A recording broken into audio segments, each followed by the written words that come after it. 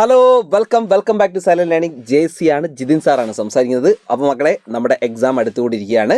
അപ്പോൾ ഈ ഒരു സമയത്ത് ഏറ്റവും പ്രധാനമായിട്ട് സോഷ്യൽ സയൻസിനകത്ത് നിർബന്ധമായിട്ട് നമ്മൾ പഠിച്ചിരിക്കുകയാണ്. അതായത് വർഷങ്ങളായിട്ട് നമ്മൾ കണ്ടുവരുന്ന പ്രധാനപ്പെട്ട ചോദ്യങ്ങളും അതിൻ്റെ ഉത്തരങ്ങളാണ് നമ്മൾ പറയുന്നത്. നിർബന്ധമായിട്ട് ഈ ഒരു വീഡിയോ നിങ്ങൾ ഫസ്റ്റ് മുതൽ ലാസ്റ്റ് വരെ നിർബന്ധമായിട്ട് എൻ്റെ മക്കൾ എന്ത് ചെയ്യണം, കാണണം. അപ്പം ഉഷാറാക്കി നമുക്ക് അടിപൊളിയാക്കി പഠിക്കാം. അപ്പോൾ നമുക്ക് വീഡിയോയ്ക്കകത്ത് കിടക്കുന്നതിന് മുമ്പ് മക്കളെ അറിയാം, നമുക്ക് അടുത്ത വർഷം എന്ന് പറയുന്നത് 9ാം ക്ലാസ്സിനേക്കകത്തേക്കാണ് നമ്മൾ പോകുന്നത്. ടെക്സ്റ്റ് മാറി വരികയാണ്. ഭയങ്കര കണ്ടന്റുകളും കാര്യങ്ങളും നമുക്ക് പഠിക്കാനുണ്ട്. അതിന് വേണ്ടിയിട്ട് നിങ്ങൾക്ക് ഈസി ആക്കാൻ വേണ്ടിയിട്ടാണ് സൈലത്തിൻ്റെ നിഞ്ച ബാച്ച് നിങ്ങൾ എന്ത് ചെയ്യുന്നുണ്ട്, കാത്തിരിക്കുന്നുണ്ട്. അപ്പോൾ മാക്സിമം എല്ലാ ആൾക്കാരും പെട്ടെന്ന് തന്നെ എന്ത് ചെയ്യുക, നിഞ്ച ബാച്ചിൽ ജോയിൻ ചെയ്യുക. താഴെ കാണുന്ന നമ്പറിൽ കോൺടാക്ട് ചെയ്യുക. ഈസി ആയിട്ട് സ്ട്രെസ് ഫ്രീ ആയിട്ട് നിങ്ങൾക്ക് എന്ത് ചെയ്യാം, പഠിക്കാം. ഞങ്ങളടക്കമുള്ള എല്ലാ ഫാക്കൽറ്റീസും എന്ത് ചെയ്യുന്നു അതിനകത്ത് ഉണ്ടാവും കേട്ടോ. So okay, all the best. അപ്പോൾ നമുക്ക് ഏറ്റവും പ്രധാനമായിട്ട് എന്ത് ചെയ്യാം നമുക്ക് നോക്കാം. ആദ്യമായി ചാനൽ കാണുന്ന ആളാണെങ്കിൽ നിർബന്ധമായിട്ട് എന്ത് ചെയ്യണം, സബ്സ്ക്രൈബ് ചെയ്യണം കേട്ടോ. ഓക്കെ, ഇനി നെക്സ്റ്റ് വൺ നിങ്ങൾ ശ്രദ്ധിക്കാം. റിവർ വാലി സിവിലൈസേഷൻ അല്ലെങ്കിൽ നദീതര സംസ്കാരങ്ങളിൽ നടന്ന ചാപ്റ്ററിലെ ആ ചാപ്റ്ററിനകത്ത് ഏറ്റവും പ്രധാനപ്പെട്ട നമ്മൾ പഠിച്ചിരിക്കേണ്ട അല്ലെങ്കിൽ വർഷങ്ങളായിട്ട് ക്വസ്റ്റ്യൻ പേപ്പറിൽ കാണുന്ന ചോദ്യങ്ങളാണ് നമ്മൾ പറയുന്നത് കേട്ടോ. റിപ്പീറ്റഡ് ആയിട്ട് വരുന്നതാണ്. അതിലൊന്ന് പ്രധാനമായിട്ട് പറയുന്നത് ഡിക്ലൈൻ ഓഫ്, നിങ്ങൾ നോക്കുക first one, decline of Harappan civilisation. ഈ പറഞ്ഞ സിന്ധു നദീതര സംസ്കാരം തകരാനുണ്ടായ, ഹരപ്പൻ സംസ്കാരം തകരാനുണ്ടായ കാരണങ്ങൾ എക്സാമിനകത്ത് ചോദിക്കാറുണ്ട്. നിർബന്ധമായിട്ട് എൻ്റെ മക്കൾ എന്ത് ചെയ്യണം, പഠിച്ചു വെച്ചോളണം. എന്തൊക്കെയാണ് പ്രധാനമായിട്ടുള്ള കാരണങ്ങൾ എന്തൊക്കെയാണ്? ഒന്ന് ഫ്ലഡാണ്, വെള്ളപ്പൊക്കം. രണ്ടാമത്തത് എക്സ്റ്റേണൽ ഇൻവേഷൻ, പുറമേ നിന്നുള്ള ആക്രമണം. മൂന്നാമത്തത് ഡീഫോറസ്റ്റേഷൻ അല്ലെങ്കിൽ വനനശീകരണം. ഇതുപോലെ തന്നെ next decline of agriculture sector അല്ലെങ്കിൽ ഈ പറഞ്ഞ കൃഷിയുടെ കാർഷിക മേഖലയിലെ തകർച്ച. അതേപോലെ എപ്പിഡമിക്സ് അല്ലെങ്കിൽ പകർച്ചവ്യാധികൾ. ഇത്രയാണ് ഉള്ളത് കേട്ടോ. അപ്പോൾ ഇത് പഠിച്ചു വെക്കാൻ ഞാൻ നിങ്ങൾക്ക് ജസ്റ്റ് എന്ത് ചെയ്യാണ്, ഇതേപോലെ തന്നെ ജസ്റ്റ് ഒരു കോഡ് പോലെ എന്ത് ചെയ്യാം, ഒരു സാധനം എഴുതി തരാം. അത് വേറൊന്നുമല്ല മക്കളെ, വേറൊന്നുമല്ല. അതെങ്ങനെയാണോ നിങ്ങൾ വെച്ചാൽ മതി, ഈ പറഞ്ഞ പുറമേ നിന്ന് അല്ലേ, ഇത് ഇങ്ങനെ എടുത്ത് വെച്ചാൽ മതി. പുറമേ നിന്ന് ഫ്ലഡ് വന്നു കഴിഞ്ഞാൽ, ഇപ്പം നമ്മുടെ നാട്ടിലൊക്കെ അറിയാലോ ഫ്ലഡ് ഉണ്ടായിട്ടുണ്ട്. ഈ ഫ്ലഡ് എവിടെ നിന്നാണ് വരുന്നത്? പുറമേ നിന്നാണ് ഫ്ലഡ് വരിക. അപ്പോൾ ഈ പുറമേ നിന്ന് ഫ്ലഡ് വന്നു കഴിഞ്ഞാൽ എന്തൊക്കെയാണ് നമ്മുടെ ഇവിടെ സംഭവിക്കുക? പുറമേ നിന്ന് ഫ്ലഡ് വന്നാൽ എന്തൊക്കെയാണ് സംഭവിക്കുക എന്ന് വെച്ചാൽ, ഒന്ന് നിങ്ങൾ നോക്കിയാൽ കാട് ഒക്കെ നമ്മുടെ നാട്ടിലുണ്ടെങ്കിൽ കാട് നശിക്കും അല്ലേ, കാട് നശിക്കും. കാട് മാത്രമാണ് നശിക്കുന്നത്? അല്ല, കാട് നശിക്കും. കൃഷി ഉണ്ടെങ്കിൽ കൃഷി എന്ത് ചെയ്യും, അത് നശിക്കും. അതേപോലെ തന്നെ മക്കളെ നിങ്ങൾക്കറിയാം, പകർച്ചവ്യാധികൾ, വ്യത്യസ്തമായിട്ടുള്ള പകർച്ചവ്യാധികൾ. വെള്ളമൊക്കെ ഒരേ സ്ഥലത്ത് കെട്ടി നിന്ന് കഴിഞ്ഞാൽ ഒരുപാട് പകർച്ചവ്യാധികൾ എന്ത് ചെയ്യും, ഉണ്ടാവും. ഇതൊക്കെ എല്ലാവർക്കും അറിയാം. അപ്പം നിങ്ങൾ നോക്കിയോളുക, ഈ പറഞ്ഞ സാധനത്തിലുണ്ട് പുറമേ നിന്നുള്ള ഫ്ലഡ്, പുറമേ നല്ല വെള്ളം വരിക. അപ്പോൾ പുറമേ നിന്ന് ഉദ്ദേശിച്ചത് എക്സ്റ്റേണൽ ഇൻവേഷനാണ്, പുറമേ നിന്നുള്ള ആക്രമണം. അപ്പോൾ ഫ്ലഡ് അല്ലേ, നിങ്ങൾ നോക്കി, ഫ്ലഡ് വന്നാൽ എന്തൊക്കെയാണ് സംഭവിക്കുക? ഫ്ലഡ് വന്നാൽ കാട് നശിക്കും, ഡീഫോറസ്റ്റേഷൻ, കൃഷി നശിക്കും, ഈ പറഞ്ഞ ഡിക്ലൈൻ ഓഫ് അഗ്രികൾച്ചർ, അതുപോലെ തന്നെ പകർച്ചവ്യാധികൾ, എപ്പിഡമിക്സ്. കണ്ടോ, ഇത്രയും നിങ്ങൾക്ക് ഇതാക്കാം. അപ്പോൾ ഒരു ഫ്ലഡ് വന്നാൽ, ഇൻഡസ് വാലി സിവിലൈസേഷൻ എന്ന് പറയുന്നത് അതിൻ്റെ തകർച്ച, സിന്ധു നദിയിൽ എന്തെങ്കിലും തരത്തിലേക്ക് വെള്ളപ്പൊക്കമോ സാധനങ്ങളോ ഉണ്ടായിക്കഴിഞ്ഞാൽ എന്തൊക്കെ സംഭവിക്കുന്നുള്ളത് ജസ്റ്റ് നിങ്ങൾ മനസ്സിലേക്ക് വന്നാൽ മതി. ഒരു ഫ്ലഡ് നിങ്ങൾ മനസ്സിലേക്ക് വന്നാൽ എളുപ്പത്തിൽ നിങ്ങൾക്ക് എത്തിയാൽ ഇത് നിങ്ങൾക്ക് പെട്ടെന്ന് തന്നെ ഓർത്ത് വെക്കാൻ പറ്റും കേട്ടോ. ഓക്കെ, റെഡി അല്ലേ, സെറ്റ് അല്ലേ? അപ്പോൾ ഇത്രയേ ഉള്ളൂ സാധനം. ഓക്കെ, അങ്ങനെയാണെങ്കിൽ അടുത്ത ചോദ്യം എന്ന് പറയുന്നത് നോക്കിയുള്ളൂ. അടുത്ത ചോദ്യം പ്രധാനമായിട്ട് മക്കൾ നോക്കിക്കോളൂ. ഏറ്റവും ഇമ്പോർട്ടൻ്റ് ആയിട്ടുള്ള ചോദ്യമാണ്. ചോദ്യം നമ്മുടെ ഈജിപ്ഷ്യൻ സിവിലൈസേഷനുമായി ബന്ധപ്പെട്ട ചോദ്യമാണ്, ഈജിപ്ഷ്യൻ സംസ്കാരവുമായി ബന്ധപ്പെട്ട ചോദ്യമാണ്. ചോദ്യം ശ്രദ്ധിക്കുക. Analyse the progress achieved by the Egyptian civilisation in the field of science and mathematics. മക്കളെ, ഈ ശാസ്ത്രം, ഗണിതം എന്നിവയിൽ ഈ ഈജിപ്ഷ്യൻ സംസ്കാരത്തിൻ്റെ നേട്ടങ്ങളാണ് എന്ത് ചെയ്യുന്നത് ചോദിച്ചത്. ഈജിപ്ഷ്യൻ സംസ്കാരത്തിന് എന്തൊക്കെ നേട്ടങ്ങൾ അതിൽ കൈവരിക്കാൻ പറ്റിയിട്ടുണ്ട്? ഒന്ന്, അവരെന്ത് ചെയ്യുന്നുണ്ട്, ഒരു കലണ്ടർ, സോളാർ കലണ്ടർ അവരുണ്ടാക്കിയിട്ടുണ്ട്. അതായത് സൂര്യനെ അടിസ്ഥാനമാക്കി ഒരു കലണ്ടർ ഉണ്ടാക്കിയിട്ടുണ്ട്. ആ കലണ്ടറിനകത്ത് ഒരു വർഷം എന്ന് പറഞ്ഞാൽ, ഒരു ഇയർ എന്ന് പറഞ്ഞാൽ 365 days ആണ്, 365 ദിവസങ്ങളാണ് ഒരു വർഷം ഉള്ളത്. അതുപോലെ തന്നെ അവർ ഒരു വർഷത്തിനെ ഇതുപോലെ തന്നെ 12 മാസങ്ങളാക്കി തിരിച്ചിട്ടുണ്ട്. അതിനകത്ത് 12 മാസത്തിനകത്ത് ഓരോ മാസവും 30 ദിവസങ്ങളാണ്. ഇനി അതിനകത്ത് ബാക്കി വരുന്ന ഒരു 5 days, അത് അവർ സെലിബ്രേഷന് വേണ്ടിയിട്ടാണ് മാറ്റി വെച്ചത്. അതായത് ഒരു വർഷത്തിനെ 365 ദിവസങ്ങളാക്കി, ആ 365 ദിവസങ്ങളെ തന്നെ 12 മാസങ്ങളാക്കി മാറ്റി ഓരോ മാസവും 30 ദിവസങ്ങളായിട്ടാണ് ഉണ്ടാവുക. അതുകൂടാതെ ബാക്കി വരുന്ന 5 ദിവസം എന്താണ്, സെലിബ്രേഷൻ അല്ലെങ്കിൽ ഈ പറയുന്ന ആഘോഷത്തിന് വേണ്ടി മാറ്റിവെച്ചു. ഇത്രയും സാധനങ്ങളാണ് കേട്ടോ. ഇത്രയും സാധനങ്ങളാണ് മക്കൾ നിർബന്ധമായിട്ട് എന്ത് ചെയ്യേണ്ടത്, നിർബന്ധമായിട്ട് ഓർത്ത് വെക്കേണ്ടത്. പിന്നെ അതുകൂടാതെ അവരുടെ കാലഘട്ടത്തിലാണ് അവർ ഈ പറയുന്ന ഈ ഏരിയാസ് ഓഫ് ട്രയാങ്കിൾ, അതുപോലെ റെക്ടാങ്കിൾസ്, ത്രികോണം, ചതുരം എന്നിവയുടെ വിസ്തൃതി അവരെന്ത് ചെയ്തിരുന്നു, കണക്കാക്കിയിരുന്നു. അപ്പോൾ ഇതാണ് ഈജിപ്ഷ്യൻകാരുടെ ഏറ്റവും പ്രധാനമായിട്ട് ബന്ധപ്പെട്ടിട്ടുള്ള 2 പോയിന്റുകൾ. അവരുടെ പ്രധാനപ്പെട്ട ശാസ്ത്രം, അതുപോലെ തന്നെ ഗണിതത്തിനകത്തുള്ള കോൺട്രിബ്യൂഷൻ 2 ഇനി അത് മാത്രമല്ല വരുന്നത്, ഇനി വേറൊരു പോയിന്റ് കൂടി ഉണ്ട്. അവരുടെ കാലഘട്ടത്തിൽ അവർ സമയം കാണാൻ വേണ്ടി സൺ ഡയൽ അല്ലെങ്കിൽ ഈ പറയുന്ന സൂര്യഘടികാരം അവരെന്ത് ചെയ്തിരുന്നു, ഉപയോഗിച്ചിരുന്നു. അതേപോലെ തന്നെ മക്കളെ ശ്രദ്ധിക്കുക, വാട്ടർ ക്ലോക്കും അവർ ഉപയോഗിച്ചിരുന്നു. വാട്ടർ ക്ലോക്ക് എന്ന് പറഞ്ഞാൽ ജലഘടികാരവും ചെയ്തിരുന്നു അവർ ഉപയോഗിച്ചിരുന്നു, സമയം കണക്കാക്കാൻ വേണ്ടിയിട്ട് കേട്ടോ. സമയം കണക്കാക്കാൻ വേണ്ടി സൂര്യഘടികാരവും അതുപോലെ തന്നെ ജലഘടികാരവും ഉപയോഗിച്ചിരുന്നു. അപ്പോൾ ഇത് ഓർത്ത് വെച്ചൂടാ. അപ്പോൾ മക്കളെ ഇത് നിർബന്ധമായിട്ടും വരും കേട്ടോ. ഈജിപ്ഷ്യൻ സിവിലൈസേഷൻ നിർബന്ധമായിട്ട് എന്ത് ചെയ്യാണ് വരുന്നതാണ്. ഇനി ഈ ഭാഗത്ത് നിന്ന് അടുത്തത് മക്കൾ വരാൻ സാധ്യതയുള്ള ഒരു ഭാഗം എന്ന് പറഞ്ഞാൽ നോക്കിക്കോളൂ മക്കളെ, എല്ലാവർക്കും നോക്കിക്കോളൂ. Prepare a short note achievements in the Mesopotamia in the field of mathematics and astronomy. അപ്പോൾ മക്കൾ ശ്രദ്ധിക്കണേ, ഈ പറഞ്ഞ മെസോപ്പൊട്ടോമിയൻ ജനതയുടെ ശാസ്ത്ര രംഗത്തെ, പ്രത്യേകിച്ച് ഈ പറഞ്ഞ ഗണിതം അതുപോലെ തന്നെ ശാസ്ത്രം രംഗത്ത് അവർ കൈവരിച്ച നേട്ടങ്ങളാണ് ചോദിച്ചിട്ടുള്ളത്. അപ്പോൾ അന്ന് പ്രധാനമായിട്ട് മക്കളെ ശ്രദ്ധിക്കുക, അവരൊരു കലണ്ടർ അവരുണ്ടാക്കിയിട്ടുണ്ട്. ആ കലണ്ടർ അത് എന്തിനെ അടിസ്ഥാനമാക്കിയാണ്? മൂൺ അല്ലെങ്കിൽ ചന്ദ്രനെ അടിസ്ഥാനമാക്കിയിട്ടാണ്.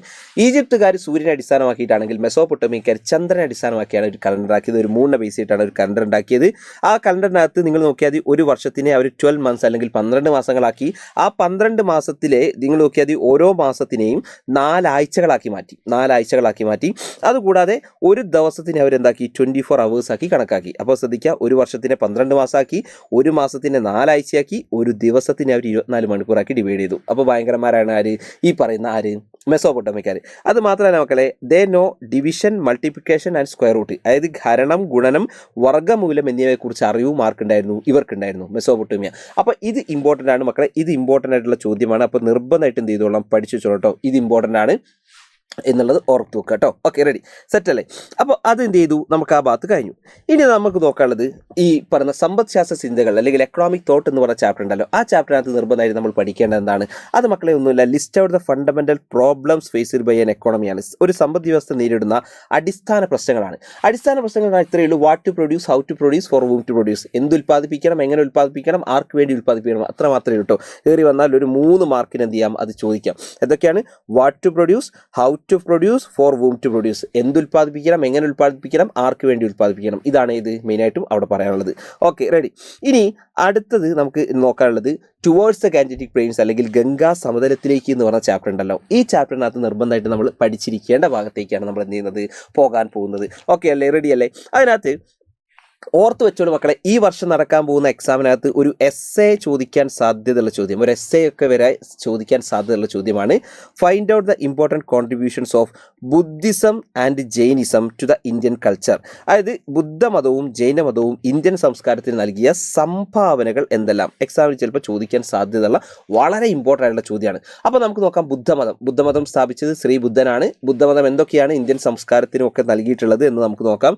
ഒന്ന് നിങ്ങൾ നോക്കിയാൽ growth of democratic and value oriented awareness in the society, അതായത് ജനാധിപത്യ ബോധവും അതുപോലെ മൂല്യബോധവും സമൂഹത്തിനകത്ത് വളർത്താൻ എന്ത് ചെയ്തിട്ടുണ്ട്, ഇവർ സഹായിച്ചിട്ടുണ്ട് ഈ ബുദ്ധമതം.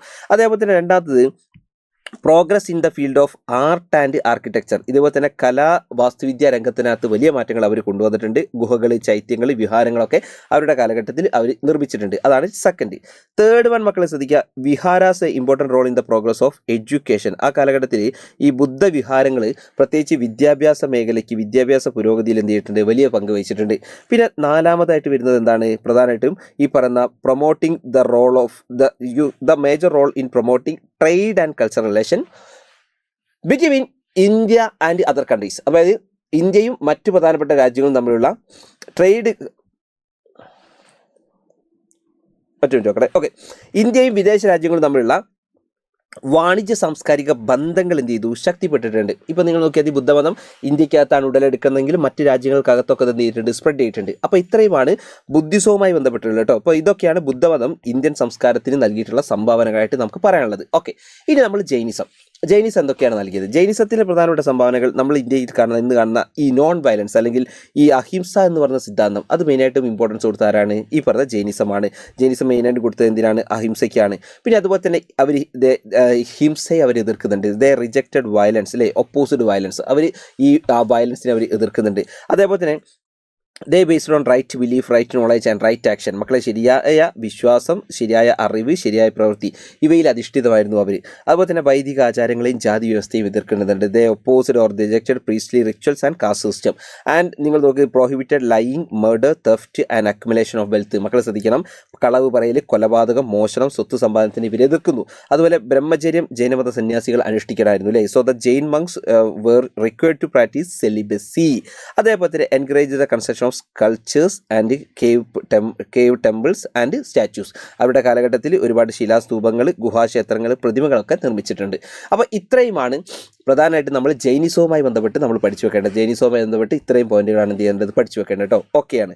അപ്പോൾ മക്കളെ ഓർത്ത് വെച്ചോളൂ, നമ്മളിപ്പോൾ തുടങ്ങിയിട്ടുണ്ടായിരുന്നത് ഈ ഒരു ചോദ്യത്തിൽ നിന്നാണ്. ഈ ഒരു ചോദ്യം ബുദ്ധമതവും ജൈനമതവും ഇന്ത്യൻ സംസ്കാരത്തിന് നൽകിയിട്ടുള്ള സംഭാവനകളാണ്. ഒരു എസ്സേ ചോദിക്കാൻ വരെ സാധ്യതയുള്ള ഭാഗമാണ് കേട്ടോ. നിർബന്ധമായിട്ട് പഠിച്ചു പോകുക കേട്ടോ. Okay, ready. ഇനി അടുത്തത് ഏറ്റവും പ്രധാനമായിട്ട് നമ്മൾ പറയാൻ പോകുന്നത് പ്രധാനമായിട്ട് ഈ ഒരു ഭാഗത്ത് തന്നെ ചോദിക്കാൻ സാധ്യതയുള്ളൊരു ഭാഗമാണ്. മഹാജനപദങ്ങളിൽ ഏറ്റവും പ്രധാനപ്പെട്ട മഗധയുമായി ബന്ധപ്പെട്ട ഒരു ചോദ്യം എന്ത് ചെയ്യാം, ചോദിക്കാം. അപ്പോൾ ചോദ്യം ഇതാണ്. The most powerful yes first one yes the most powerful among the Mahajanapadas was Magadha, right? What might be the reason for their supremacy? അതായത് മഹാജനപദങ്ങളിൽ ഏറ്റവും ശക്തമായതാരായിരുന്നു, മഗധയായിരുന്നു. അപ്പം മഗധ ഇങ്ങനെ ശക്തമാകാനുള്ള കാരണങ്ങൾ എന്തെല്ലാം എന്നുള്ളതാണ് ചോദിച്ചത്. അപ്പം നിങ്ങൾ ആലോചിക്കുക, മഗധയാണ് പ്രധാനപ്പെട്ട മഹാജനപദങ്ങളിൽ ഏറ്റവും പ്രധാനപ്പെട്ട ഒരു വലിയൊരു രാജ്യത്തിൻ്റെ ഒരു ഇതിലേക്ക് മഗധ മാറിയിട്ടുണ്ട്. വലിയൊരു സാമ്രാജ്യമായിട്ട് മഗധ മാറിയിട്ടുണ്ട്. അപ്പോൾ നിങ്ങൾ ആലോചിച്ച് നോക്കുക, അത് എന്തൊക്കെയായിരിക്കും. അപ്പോൾ ഇത്രയും വലിയൊരു രാജ്യത്തിലേക്ക് ആവണമെങ്കിൽ സ്വാഭാവികമായിട്ട് അവിടെ ശക്തന്മാരായിട്ടുള്ള രാജാക്കന്മാർ വേണം. നമ്മൾ ഗസ് ചെയ്യുക, നമുക്കിങ്ങനെ ഈ പോയിന്റിലേക്ക് നമ്മൾ കടക്കുന്നതിന് മുൻപ് അല്ലാതെ തന്നെ ഒന്ന് ആലോചിച്ച് നോക്കുക. ഇത്രയും വലിയൊരു രാജ്യത്തിലേക്ക് വരുമ്പോൾ നല്ലൊരു രാജാക്കന്മാർ വേണം, ഉറപ്പല്ലേ? നല്ല രാജാക്കന്മാർ വേണം, നല്ല പവർഫുൾ ആയിട്ടുള്ള റൂളേഴ്സ് വേണം, ഉറപ്പാണ്. പിന്നെ ഈ റൂളേഴ്സിനൊക്കെ തന്നെ നിങ്ങൾക്ക് യുദ്ധം ചെയ്യണമെങ്കിൽ അവർക്ക് നല്ലൊരു ആർമി വേണം. അപ്പം നല്ലൊരു വെൽ എക്യുപ്ഡ് ആയിട്ടുള്ള ഒരു ആർമി വേണം. അപ്പോൾ ആർമി തന്നെ അന്നത്തെ കാലത്ത് ഈ രാജാക്കന്മാരൊക്കെ മെയിനായിട്ടും ആനകളെയൊക്കെ ഉപയോഗിച്ചിരുന്നത്. അപ്പോൾ ആനകൾ വേണം. പിന്നെ അതേപോലെ മക്കളെ ശ്രദ്ധിക്കുക, ആന മാത്രം മതിയോ, പോരാ, ഈ ആയുധങ്ങളൊക്കെ വേണ്ടേ? അപ്പോൾ ആയുധങ്ങൾ എന്തുള്ള ആയുധങ്ങളായിരിക്കണം? ഇരുമ്പ് കൊണ്ട് ഉപയോഗിച്ചിട്ട് അല്ലെങ്കിൽ അയൺ കൊണ്ട് ഉപയോഗിച്ചിട്ടുള്ള പ്രധാനപ്പെട്ട മെറ്റീരിയൽസ് ആയിരിക്കണം. അപ്പോൾ ഈ പറഞ്ഞ അയൺ അല്ലെങ്കിൽ ഇരുമ്പിൻ്റെ ഉപയോഗം എന്ത് ചെയ്യണം, ഉണ്ടായിരിക്കണം. അപ്പോൾ ഇരുമ്പിൻ്റെ ഡെപ്പോസിഷൻ ഉണ്ടെങ്കിൽ അവിടെ എന്ത് ചെയ്യും, ഭയങ്കരമായിട്ട് ശക്തമായിട്ട് വരും. ഇത് നിങ്ങൾ മനസ്സിലാക്കിയിട്ടുണ്ടെങ്കിൽ, ഇതൊക്കെ നിങ്ങൾ മനസ്സിലാക്കിയിട്ടുണ്ടെങ്കിൽ സിമ്പിളായിട്ട് നിങ്ങൾ എന്ത് ചെയ്യാം, എളുപ്പത്തിൽ നിങ്ങൾക്ക് ഈ പോയിന്റുകളൊക്കെ എളുപ്പത്തിൽ പഠിക്കാം. ഇതൊന്നും നിങ്ങൾ എന്ത് ചെയ്യേണ്ട, ബൈഹാർട്ട് പഠിക്കേണ്ട ആവശ്യമില്ല. ഒന്ന് ആലോചിച്ചാൽ മതി, ഒന്ന് ജസ്റ്റ് നിങ്ങളെ കോമൺ സെൻസ് വെച്ച് നിങ്ങൾക്ക് ആലോചിച്ചാൽ തന്നെ എന്ത് ചെയ്യും, നിങ്ങൾക്ക് കിട്ടും കേട്ടോ. സിമ്പിളല്ലേ? നമുക്ക് നോക്കാം. ഒന്ന് മക്കളെ, ഫസ്റ്റ് വൺ നിങ്ങൾ നോക്കി മക്കളെ, റിച്ച് ഡെപ്പോസിഷൻ ഓഫ് അയണോർ ആണ്. ഒന്നാമത്താണ് റിച്ച് ഡെപ്പോസിഷൻ ഓഫ് അയണോർ, അല്ലെങ്കിൽ ഇരുമ്പയിരിൻ്റെ നിക്ഷേപം തന്നെയാണ് ഇത് ഒന്ന്. പിന്നെ രണ്ടാമത്തെ നിങ്ങൾ നോക്കിയാൽ അത് ഉപയോഗിച്ച് ഒരുപാട് ആയുധങ്ങൾ അവർ ഉണ്ടാക്കിയിട്ടുണ്ട്. അതേപോലെ തന്നെ ഗംഗാനദി, ഈ പറയുന്ന ഗംഗാനദി എന്ത് ചെയ്തിട്ടുണ്ട്, അവരെ സഹായിച്ചിട്ടുണ്ട്. ഗംഗ ആൻഡ് ഇറ്റ്സ് ട്രിബ്യൂട്ടറീസ് അല്ലേ. പിന്നെ അതേപോലെ തന്നെ ഈ ഗംഗാനദിയുടെ തീരങ്ങളൊക്കെ ഒരുപാട് ഫോറസ്റ്റ് ഉണ്ടായിരുന്നു. ആ പറയുന്ന ഫോറസ്റ്റിനകത്തൊക്കെ എന്തുണ്ടായിരുന്നു, ആന ഉണ്ടായിരുന്നു. അപ്പോൾ ഫോറസ്റ്റിനകത്ത് ഒരുപാട് മരങ്ങളുണ്ട്. ആ മരങ്ങൾ ഉപയോഗിച്ചാണ് അവർ എന്ത് ചെയ്തത്, ബോട്ടുകളും കാര്യങ്ങളൊക്കെ ഉണ്ടാക്കിയിട്ടുള്ളത് കേട്ടോ. അപ്പോൾ ഗംഗാനദിയിലെ നിബിഡമായ വനങ്ങൾ എന്ത് ചെയ്തിട്ടുണ്ട്, അവരെ ഈ ഗംഗാനദിയിലുള്ള വനങ്ങളൊക്കെ തന്നെ അവർക്ക് ബോട്ടും കാര്യങ്ങളൊക്കെ ഉണ്ടാക്കാനും അവരുടെ വാണിജ്യ ആവശ്യത്തിന് ട്രേഡിനൊക്കെ തന്നെ സഹായിച്ചിട്ടുണ്ട്. അതേപോലെ തന്നെ അവർ യുദ്ധത്തിൽ ആനകളെ ഉപയോഗിച്ചിട്ടുണ്ട് അല്ലേ. അന്ന് യുദ്ധത്തിൽ ആനകളെ ഉപയോഗിച്ചിട്ടുണ്ട്. Made use of elephants in battles. അതുകൂടാതെ അവർക്ക് ഈ പറഞ്ഞ അഗ്രികൾച്ചർ ആൻഡ് കൊമേഴ്ഷ്യൽ പ്രോഗ്രസ് ഉണ്ടായിരുന്നു. അതുപോലെ തന്നെ വാട്ടർ ട്രാൻസ്പോർട്ടേഷൻ ഉണ്ടായിരുന്നു. ഗംഗാനദി ഉള്ളതുകൊണ്ട് തന്നെ അവർക്ക് ഇതേപോലെ തന്നെ നദീജല ഗതാഗതം ഉണ്ടായിരുന്നു. പിന്നെ ശക്തരായിട്ടുള്ള ഭരണാധികാരികൾ, പവർഫുൾ ആയിട്ടുള്ള റൂളേഴ്സ് അവർക്കുണ്ടായിരുന്നു. ഈ പറയുന്ന പവർഫുൾ കിങ്ഷിപ്പ് അവർക്കുണ്ടായിരുന്നു. അപ്പോൾ ഇത്രയുമാണ് ഈ ഭാഗത്തു നിന്ന് പഠിച്ചേക്കേണ്ടത്. അപ്പോൾ മക്കൾ ആലോചിച്ച് വെച്ചുകൂടാ, ഈ ഭാഗത്തു നിന്ന് മഗധ ഇത്രയും ടോപ്പ് ആവാനുള്ള കാരണം എന്താണെന്ന് വെച്ച് കഴിഞ്ഞാൽ, ഞാൻ പറഞ്ഞില്ലേ, പവർഫുൾ ആയിട്ടുള്ള രാജാക്കന്മാർ വേണം. അതുപോലെ തന്നെ യുദ്ധം ചെയ്യാൻ ആനകൾ വേണം. അതുപോലെ തന്നെ പ്രധാനമായിട്ട് ഈ പറയുന്ന അയൺ വേണം. ഈ വെപ്പൺസ് സാധനങ്ങൾ ഉണ്ടാക്കാൻ ഇരുമ്പ് വേണം. ആ ഇരുമ്പിൻ്റെ ഇത് അവരെ സഹായിച്ചിട്ടുണ്ടാവും. പിന്നെ ഈ പറയുന്ന ഫോറസ്റ്റ് അവരെന്ത് ചെയ്യാൻ, പുതിയ ബോട്ടും സാധനങ്ങളും ഉണ്ടാക്കാൻ സഹായിച്ചു. ഗംഗാനദി അല്ലേ, ആ ഗംഗാനദി ഒരു ഇമ്പോർട്ടൻ്റ് ആണ്. ഗംഗാനദി ഉള്ളതുകൊണ്ട് വാട്ടർ ട്രാൻസ്പോർട്ടേഷനും ഈസി ആയിട്ടുണ്ട്. ഇത്രയും സാധനങ്ങൾ എന്ത് ചെയ്താൽ മതി, പഠിച്ചു വെച്ചാൽ മതി. അപ്പം മക്കളെ ഓർത്ത് വെച്ചോളി, ഇതെന്തായാലും എക്സാമിന് നിർബന്ധമായിട്ടും ഇത് കണ്ടുവരുന്ന ഒരു ചോദ്യമാട്ടോ. അപ്പോൾ ഇത്രയും ഇമ്പോർട്ടൻ്റ് ആയിട്ടുള്ള ക്വസ്റ്റ്യൻസ് ആണ് മക്കളെ ഇത് പറയാനുള്ളത്. അപ്പോൾ എനിക്ക് പറയാനുള്ളത്, നമ്മുടെ ഇനി നടക്കുന്നത് നമുക്ക് മാരത്തോണാണ്, നമ്മുടെ മുമ്പിലുള്ളത് മാരത്തോണാണ്. അപ്പോൾ മാരത്തോണകത്ത് എന്ത് ചെയ്യുക, അടിപൊളിയായിട്ട് ചേരുക. അപ്പോൾ നിങ്ങൾക്കറിയാം, സ്വന്തം നിങ്ങൾക്ക് പഠിക്കുക എന്ന് പറഞ്ഞാൽ അത് പോസിബിൾ അല്ല. അതുകൊണ്ടാണ് നിങ്ങൾക്ക് മാരത്തോണുമായിട്ട് നമ്മൾ എന്ത് ചെയ്യുന്നത്, വരുന്നത്. അപ്പോൾ മാരത്തോണും അത് കഴിഞ്ഞ് എക്സാമിൻ്റെ അന്നേ ദിവസം രാവിലെ നടക്കുന്ന മോർണിംഗ് ബൂസ്റ്ററിൽ ക്വസ്റ്റ്യൻ പേപ്പർ ഡിസ്കഷനൊക്കെ ഉണ്ടാവും. അതിലൊക്കെ മക്കൾ എന്ത് ചെയ്യുക, പങ്കെടുക്കുക, അടിപൊളിയായിട്ട് പഠിക്കുക. എനിക്ക് പറയാനുള്ളത്, 8ാം ക്ലാസ്സിൽ നമ്മൾ നന്നായി പഠിച്ചു കഴിഞ്ഞാൽ 9 നിങ്ങൾക്ക് ഈസി ആയിരിക്കും. 9 നിങ്ങൾക്ക് മാക്സിമം ഈസി ആക്കാൻ വേണ്ടിയിട്ടാണ് സൈലത്തിൻ്റെ നിഞ്ച ബാച്ച് നിങ്ങളെ കാത്തിരിക്കുന്നത്. മാക്സിമം എല്ലാ ആൾക്കാരും തന്നെ താഴെ കാണുന്ന നമ്പറിൽ കോൺടാക്ട് ചെയ്യുക. ഉടനെ തന്നെ നിഞ്ചയിൽ എന്ത് ചെയ്യുക, ജോയിൻ ചെയ്യുക. ഇപ്പോൾ ആകെ ഒരൊറ്റ ബാച്ചേ ഉള്ളൂ. ആ ബാച്ചിന് കുറഞ്ഞ ദിവസം കൂടി മാത്രമേ നിങ്ങൾക്ക് ഈ ഓഫർ ഉണ്ടാവുള്ളൂ. ആ ഓഫറിൽ തന്നെ മാക്സിമം എന്ത് ചെയ്യുക, ജോയിൻ ചെയ്യുക കേട്ടോ. Okay, so all the best everyone, all the best. അപ്പോൾ മക്കളെ എനിക്ക് പറയാനുള്ളത്, അടിപൊളിയാക്കുക, ഉഷാറാക്കുക, അടിപൊളിയായിട്ട് പഠിക്കുക.